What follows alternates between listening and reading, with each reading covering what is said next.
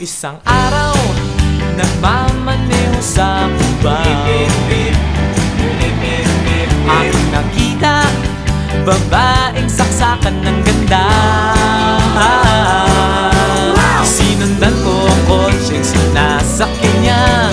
Hindi ko nakitang may dumarating pala. Hindi ko naiwasan, kami bigla nagkabanggaan.